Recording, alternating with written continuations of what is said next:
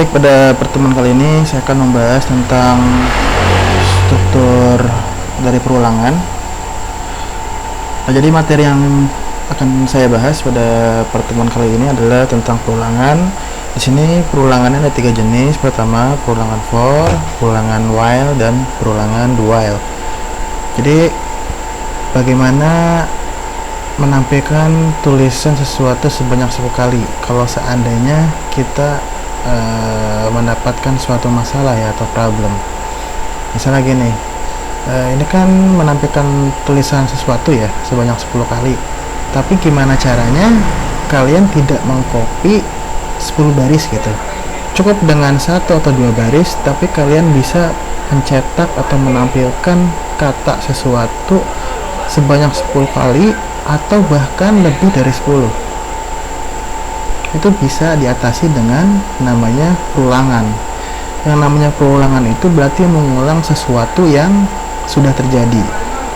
Nah, jadi contohnya kayak gini ya, ini masalah atau problem jika tidak dilakukan dengan teknik perulangan. Nah, di sini ada algoritmanya. Pertama, di sini tampilkan 10 kata sesuatu, maka hasilnya ya 10 ya kan, 10 hasil di sini.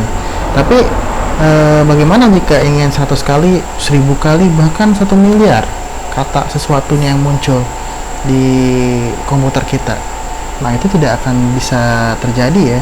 Mungkin bisa aja sih terjadi, tapi kita membutuhkan waktu dan tenaga yang ekstra ya untuk menghasilkan suatu inputan atau hasil dari kata sesuatu yang melebihi 100 kali ya, contohnya seperti itu.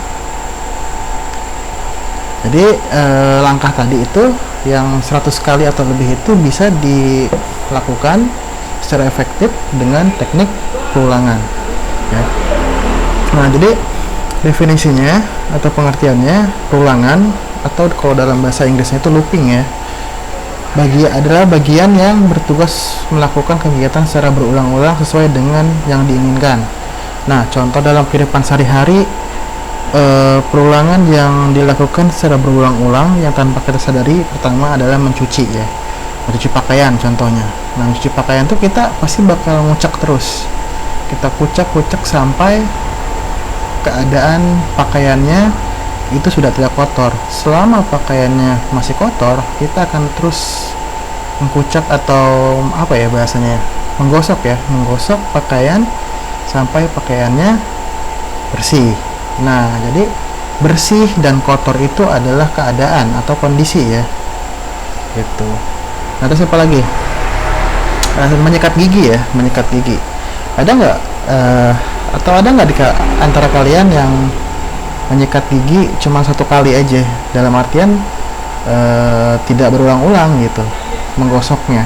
Jadi ada sikat gigi, diberikan pasta gigi, kemudian ditempelkan ke gigi kalian, setelah itu selesai, tidak digosok-gosok. Mungkin tidak ada ya seperti itu, pasti akan diulang-ulang menggosoknya sampai menurut kalian atau perasaan kalian itu benar-benar bersih gitu ya. Karena kita kan tidak tahu ya kondisi gigi bersih atau gimana, karena yang tahu itu hanya diri kita sendiri gitu. Orang lain pun tidak tahu bagaimana kondisinya.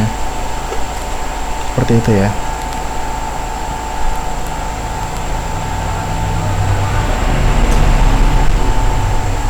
Oke, selanjutnya komponen perulangan.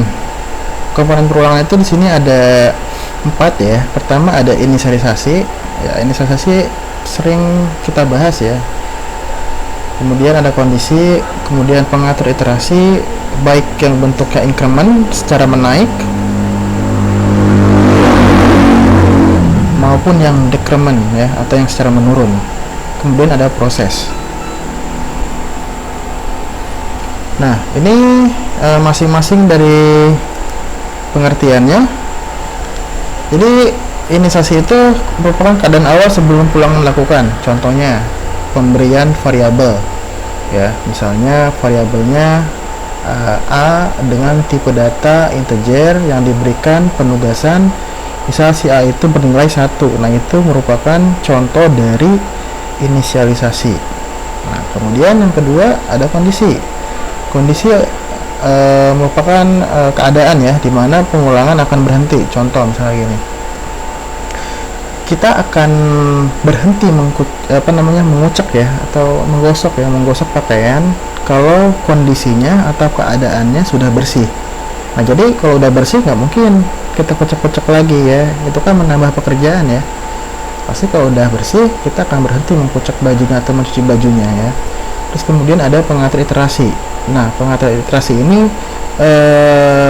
supaya perulangan itu dapat dilakukan gitu. Contoh, kalau kita ilustrasikan dalam mencuci itu, iterasi itu seberapa cepat kita dalam menggosok pakaian gitu ya. Jadi kalau semakin cepat menggosok pakaiannya, maka akan semakin cepat pula pakaian bersihnya, dan semakin cepat pula kita merasa kelelahan. Terus selanjutnya ada proses. Nah, proses adalah bagian dilakukan berulang-ulang selama kondisi pengertian belum terpenuhi gitu. Jadi prosesnya adalah yaitu mencuci pakaian ya, prosesnya berulang-ulang selama kondisinya belum terpenuhi.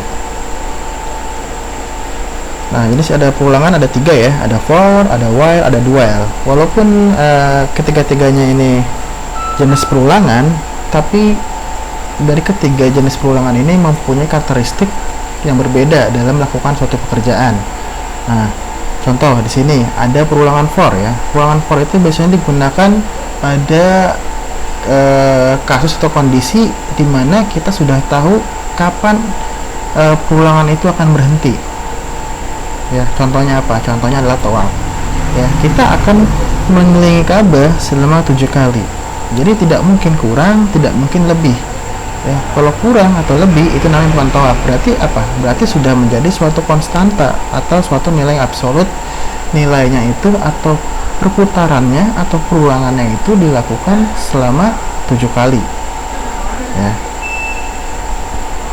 Nah, kemudian sini ada flowchartnya. Nah, pertama itu ada inisialisasi, kemudian ada kondisi. Nah, jika iya, maka akan melakukan proses dan pengatur iterasi dan kembali lagi ke kondisi. Ya. Jadi selama kondisi ini belum terpenuhi, maka akan melakukan perulangan. Ya. Jika tidak terpenuhi, maka akan selesai. Begitu juga jika kondisi tidak terpenuhi, maka langsung selesai, tidak akan melakukan proses perulangan atau iterasi. Ya, jadi gampang ya, gampang. Nah, terus ini contoh programnya. Sini ada, nanti kita coba ya, kita praktekkan. Di sini ada inisialisasi tentang variabel. Di sini ada variabel i, kita inisialisasikan. Di sini i-nya memberikan nilai 0, di mana i lebih besar dibanding 10. Nah, ini adalah kondisi.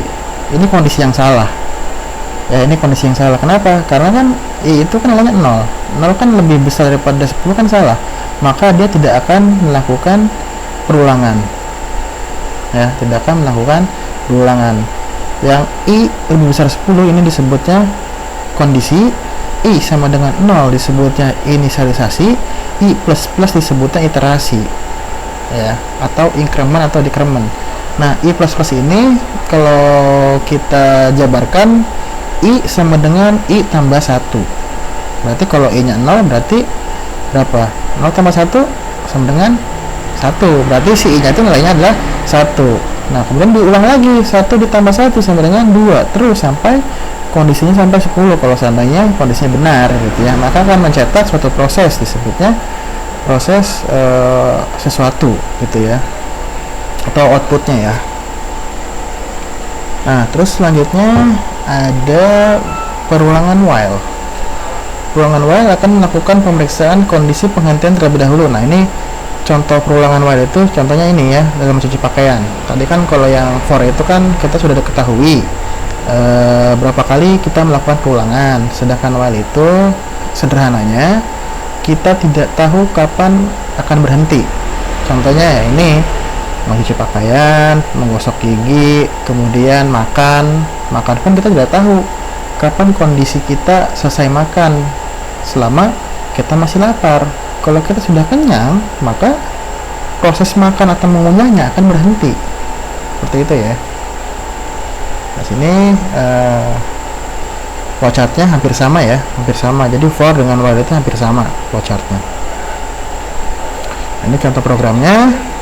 Nah, yang membedakan ada keyword while ya. Tadi itu keywordnya itu atau kata kuncinya itu for, ini adalah while. Jadi ini dipisah dulu ya. Jadi enggak satu blok dalam kurung ini, tidak seperti for. Jadi pertama itu inisialisasi i sama dengan 0, i-nya lebih kecil dibanding 10. Nah, ini benar ya, kondisi benar, maka akan mencetak sesuatu, kemudian ditambah ya. Jadi kalau yang for itu kan di atas ya, berarti ditambah dulu baru dicetak. Kalau ini dicetak dulu baru ditambah, seperti itu ya, karena kita tidak tahu kapan kita akan berhenti gitu. Nah, kemudian contoh yang ketiga atau pembahasan yang ketiga, ini ada perulangan do while. Nah, perulangan do while ini sangat berbeda seperti perulangan for dan while. Jadi do while itu kalau kita terjemahkan dalam bahasa Indonesia, do berarti lakukan, while berarti di sini perulangan. Lakukan dulu, baru lakukan perulangan. Contohnya di sini, setiap kita melakukan transaksi ke mesin ATM, pasti si ATM itu akan bertanya ya kan ke kita, apakah mau transaksi lagi kalau kita sudah melakukan satu transaksi gitu ya. Entah itu transaksinya ada saldonya ataupun hanya mengecek saldo saja ya, tidak melakukan transaksi perbankan ya. Artinya nanti dia bertanya lagi, mau transaksi lagi enggak gitu. Kalau mau transaksi berarti dia akan mengulang ke kondisi ke awal, kalau tidak maka akan keluar dari menu mesin ATM. Nah, ini contohnya, ini berbeda ya. Pertama kita inisialisasi dulu, kemudian ada proses, kemudian ada pengatur iterasi. Nah, berbeda dengan yang for dengan do while, for dengan while. Do while itu berbeda ya, karena kalau yang for atau while itu pertama dia lakukan inisialisasi, kemudian kondisi, proses, pengatur iterasi. Nah, kalau ini terbalik, inisialisasi dulu, kemudian proses, pengatur iterasi, baru kondisi. Jadi kondisinya itu ada di akhir ya. Kalau for dengan while itu kondisinya ada di awal, sedangkan do while itu kebalikan dari dua perulangan yang tadi ya, for dan while. Jadi kondisinya itu terbalik, adanya di akhir. Makanya do while itu akan melakukan minimal satu kali perulangan walaupun keadaannya atau kondisinya salah, seperti itu. Nah, ini contoh programnya ya, nanti saya praktekkan. Oke, sekarang kita praktekkan saja ya. Seperti biasa kita buka kode blok,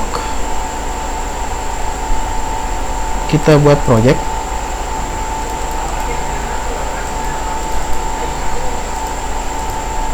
namanya perulangan ya. Ulangan. Oke, kita kasih judul contoh perulangan for ya. Di sini kita kasih space ya, out,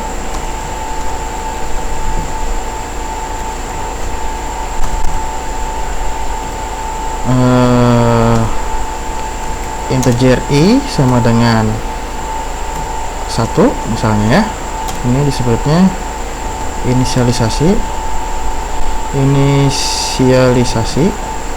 Nah, kemudian for i sama dengan 1, berarti i lebih kecil dibanding 10 aja ya, yang gampang. Kemudian i plus plus. Ini kita kasih komentar lagi. Ini ada inisialisasi, kemudian ada kondisi, ini ada iterasi ya. Nah, ini inisialisasi, yang ini kondisi, yang ini iterasi ya. Jangan lupa kasih komentar, nanti salah ya kalau nggak dikasih komentar. Oke, kemudian say out sesuatu ya. Kasih komentar. Ini proses. Baik, kita eksekusi saja. Nah, ini sesuatu, jadi nggak ke bawah. Kenapa? Karena kita di sini nggak dikasih handle ya. Kita kasih handle dulu deh.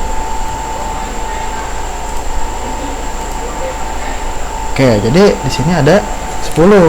Terus bagaimana nih kalau seandainya dikasih angka? Bisa. Kalau mau dikasih angka bisa. Ini kan di sini nggak ada angkanya ya. Di sini nggak ada angkanya kan. Kita hanya melihat 1, 2, 3, 4, 5, 6, 7, 8, 9. Kenapa 9 nggak 10?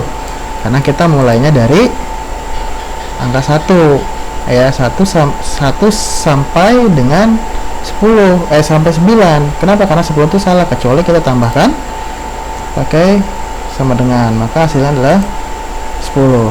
1, 2, 3, 4, 5, 6, 7, 8, 9, 10. Nah, biar enak kita kasih nomor. Gimana caranya? Nah, caranya gini aja, I. Nah, gini. Terus kemudian kita kasih titik. Nah, gini. Coba kita lihat ya hasilnya. Nah, kayak gini. Gampang ya. Kenapa nih? Kenapa angka ini langsung berurutan ya? I-nya. Jadi si I itu sebenarnya mempunyai nilai dari angka berapa? 1 dulu. 1 ya. Kemudian apakah 1 lebih kecil sama dengan 10? Jawabannya iya. Maka akan mencetak I ya. Kemudian di sini nambah nih nilai I-nya. Kenapa? Karena kita sudah melakukan perulangan kedua. Maka I-nya itu bukan 1 lagi ya, tapi 2. Maka di sini berubah menjadi 2. 2 sama I-nya 2 atau I itu lebih kecil sama dengan 10. Maka mencetak I-nya kan berapa? I-nya adalah 2. Begitu seterusnya sampai kondisinya 10 sama dengan 10. Maka akan selesai ya, nggak mungkin 11 karena kondisi akhirnya itu adalah 10 ya. Sebenarnya for ini adalah contoh perulangan yang paling mudah dipahami karena kita sudah mengetahui kapan dia akan berhenti, kapan dia akan kapan dia akan mulai, kapan dia akan berhenti gitu. Oke, for-nya sudah selesai. Sekarang kita copy aja ya. Mana copy? Kita copy, kita simpan di sini. Nah, yang ini kita kasih komentar. Nah, gitu. Ini contoh pengulangan while. Ya. Ini tinggal berubah aja ya. Ini berubah jadi while I lebih kecil sama dengan 10. Kemudian di bawah nih iterasinya I plus ini disebutnya apa nih? Iterasi ya, iterasi. Jadi I plus itu sama dengan I ditambah 1. Kenapa 1? Karena I-nya 1. Kalau di sini diganti jadi 2, maka I yang di sini nilainya bukan 1 lagi, tapi 2. Gitu ya, tergantung nilai I-nya gitu. Oke. Ini 1 ya. Kita ubah jadi 1 dulu. Oke, sekarang kita jalankan. Nah, sama ya, nggak ada perbedaannya, gitu. Nah, coba sekarang kita ganti kondisinya ya, kita salahkan. Nah, tuh, ya, contoh perulangan while apa? Dia tidak akan melakukan perulangan. Kenapa? Karena kondisinya salah. Dia cuma menampilkan ini aja, nih yang ini aja. Dia tidak menampilkan yang ini, hanya menampilkan yang headingnya aja atau judulnya saja, tidak menampilkan prosesnya. Ini saya ganti deh, ini disebutnya kondisi ya, kalau yang ini kondisi. Oke, ini udah clear. Sekarang kita copy lagi,